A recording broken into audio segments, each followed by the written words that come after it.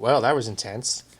Now, this week's episode of Arrow, or when I finally get this uploaded, is going to be last week's episode of Arrow, really, really followed up very nicely on the episode prior, which detailed Lance hunting down Team Arrow and really really opening up old wounds, as it were, in the sense that he's sort of reverting back to the way he was in season one, where he's strict anti-vigilante. So this episode, Roy is in jail after having taken the fall for Oliver. Oliver can't actually suit up as the Arrow because if he does, not only will that make Roy's plea completely empty, but in addition, it will cause more harm than good because the cops will be all over him in an instant. So if he suits up as the Arrow, then he just won't be safe. It will be like putting a target on his head. However, that proves difficult when there's a new metahuman in town. Now you're thinking, metahuman, isn't that the Flash? Well, it turns out this metahuman has come over from Central City to wreak havoc in Starling City now that the Arrow is supposedly behind bars. So this new metahuman, he's played by Doug Jones. That's his name, Doug Jones. Since he can't actually suit up as the Arrow, Oliver, Felicity, and Diggle enlist the help of Ray because he's really the only one who has a chance at stopping this metahuman without necessarily having the cops all over him. They can't really call Barry because Felicity says, he has a lot on his plate with, Harrison Wells and whatever. So Oliver just says, okay, fine, we'll call your boyfriend. So they enlist Ray's help. So that basically forms the plot of the episode, and Roy trying to survive in prison, and Oliver really coming to terms with he's in there because of me, and what am I gonna do, and blah blah blah. So, and Lance continuing to try and prove that Oliver is in fact the real Arrow. He's ransacking Thea's place. He's found the lair. So really, it seems like there can be no more Arrow, or at least no possibility of things returning to the way they were. The status quo has officially changed. There's not even a status quo at this point because things are just so turned around. And I said in the last vlog that the episode reminded me of the Over the Edge episode from season 4 of Batman the Animated Series. But I'm actually glad that I don't know how they would do this, but I'm actually glad that this is not part of a dream. I'm actually glad that they are going all the way. They're taking these risks with the story and again really shifting the status quo to where things will never really be the same. So and lines are being drawn in the sand, characters are changing. And like I said, like Felicity says, there is no more Arrow. So it has me more invested than ever to see where things are going to go in the final few episodes of season 3. So what worked about this episode? Well, finally we got some material for Roy. Now Roy, he's staying in prison. He's refusing help from Oliver because he says that him being in here is sort of like his psychological atonement for him killing that police officer. I mean, he's just felt the weight of that ever since he found out about it. So him being in jail, and subsequently saving Oliver from the same fate, he actually feels like he belongs there.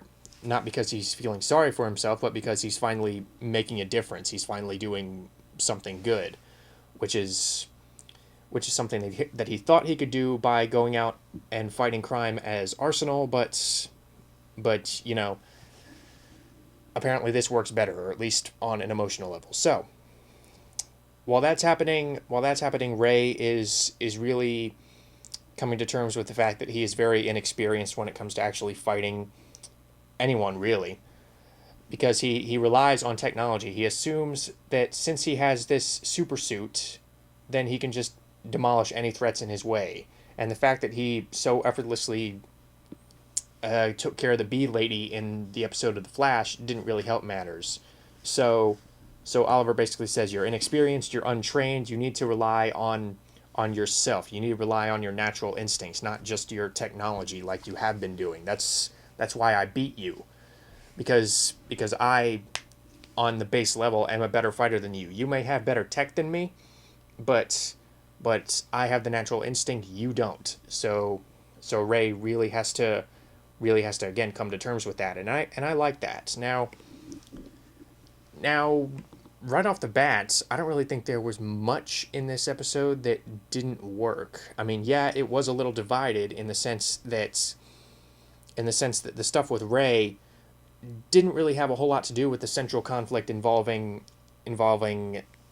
the Arrow's persecution in Starling City and Roy in jail. So I wish they would have connected those a little better, both in terms of the story and in terms of the tone, because with Ray around, the tone seems to lighten a bit. But yeah, both sections of this I did enjoy. I really did. The stuff with Ray I thought was really well done. They addressed an issue that really he's had from the very beginning. Not an issue that makes him not like an unlikable character, but an issue that you would come across when talking about just some rich boy, some rich genius who all of a sudden started to go out and fight crime. I mean, Ray says, I'm going to build a super suit, and that will automatically make me qualified to be the Atom and to fight crime in Starling City and save this city, just like the Arrow. And real quick, he learns it's not that simple, because he gets beat by Doug Jones, and Oliver basically talks him through at the end how to fight, and basically not only how to fight, but actually how to fight for something. So when Felicity is put on the line, Ray actually finds the necessary motivation to actually learn how to fight. He learns how to have that natural instinct, how to have something in his sights so that he can stay alive. And really, that's emphasized as one of the most important aspects of the life of vigilantism that this show presents. And actually having to teach it to Ray, I actually thought was again really well done. And again, in the dramatic stuff with Roy, again, also was really well done. Colton Haynes really blows you away in this episode with how emotionally charged his scenes are. And it's not like his scenes are just a cry fest. It's just that he gets out what he needs to get out. He a lot of his lines were very genuine, were very believable. And seeing how that affects Oliver was really strong dramatic stuff. And I think the only times where it was sort of diminished was when they just completely randomly switched back to the stuff with Ray and the stuff with the metahuman. I honestly think, again, this is a recurring problem with the character of Ray Palmer. It seems like it's a different show. But again, that other show is still good. I just wish it had gotten its own episode or its own show rather than trying to squeeze it into this episode of Arrow.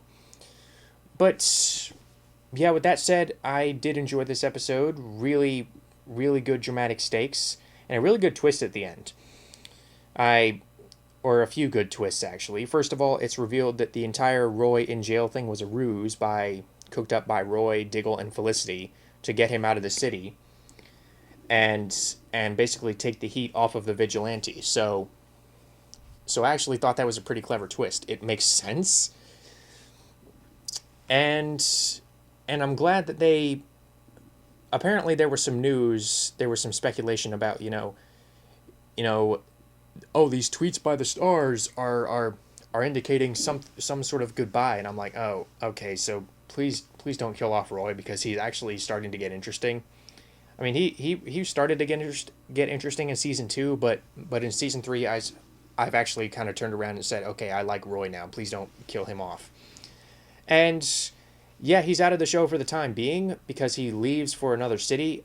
He basically leaves the identity of Roy Palmer behind, or not Roy Harper. Roy Palmer. He leaves that identity behind him and goes to another city to take the heat off of the vigilante. As far as anyone is concerned, Roy Harper is dead. The vigilante is dead. So again, this that real aura of uncertainty that permeates the ending of this particular episode. You know, what's going to happen now? What is the team going to do now? Not only have they lost a valued member of their team, but also, as far as anyone in the city is concerned, the Arrow is dead. So what are they going to do now? So there's that, and another twist comes in at the very end of the episode where Thea is attacked and subsequently mortally stabbed by Ra's al Ghul. Ra's al Ghul comes into her loft and just runs a sword through her gut. So yeah, Ra's al Ghul, now that they've actually incorporated him into the show as the main villain, took him a while, but now that they've actually brought him into the show, and now that he's a prominent part of the show, he's actually fairly effective. And Matt Nable's performance, very understated, very very charismatic, while at the same time he has quite a bit of presence.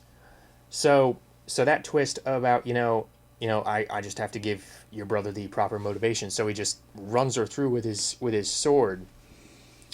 I mean, she puts up a fight, a decent fight, but this is the demon's head we're talking about. This is Ra's al Ghul. So seeing where they're going to go from there, again, has me really interested. Where could Thea's character possibly go? And once, about 1 season ago, 1 year ago actually, I could not care less about Thea.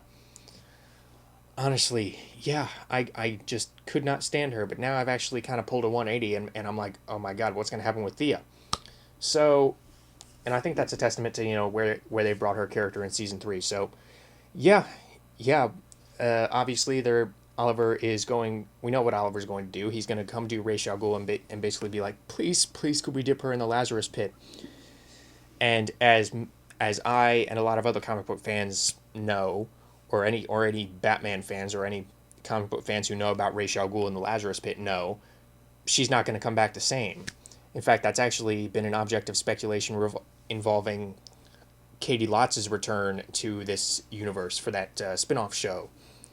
Is she going to come back wrong? So yeah, really interested to see how the Lazarus Pit is going to affect Thea's character. I know I'm not spoiling anything by saying that she's going to be dipped in the Lazarus Pit, because it showed that in the promo. Really good time, really heavy episode in terms of the drama. Really good character moments, especially for Roy.